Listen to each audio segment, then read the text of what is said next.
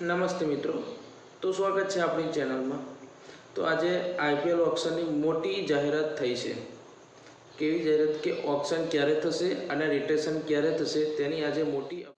તો ભાઈ Tata IPL 2026ની date જાહેર થઈ ગઈ છે। 13થી 15 ડિસેમ્બરની વચ્ચે રહેવાની છે। મને એવું લાગે છે કે આ ફેર ઘણા ખેલાડીઓ રિટેન નહીં થાય, એટલે આ ફેર ઓક્શન બહુ જબરજસ્ત થવાનું છે અને ટાટા આઈપીએલ પણ બહુ જબરજસ્ત થવાની છે। તમને શું લાગે છે આ ફેર આઈપીએલ જબરજસ્ત થશે? કેમ કે ઘણા ખેલાડીઓ આજે આ ફેર રિટર્ન નહીં થાય એવી ચર્ચામાં, પણ તે પહેલાં બધી ટીમોને પોતાની સ્ક્વોડ જાહેર કરવાનો ટાઈમ આપી દીધો છે। 15 નવેમ્બર સુધીનો ટાઈમ છે।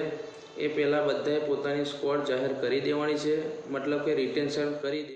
તો વિડીયો ગમ્યો હોય તો લાઈક કરો, શેર કરો અને સબસ્ક્રાઈબ કરો।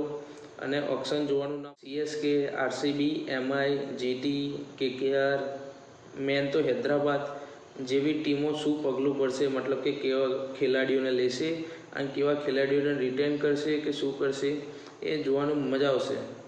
તો જોવાનું ના ભૂલતા ઓક્શન।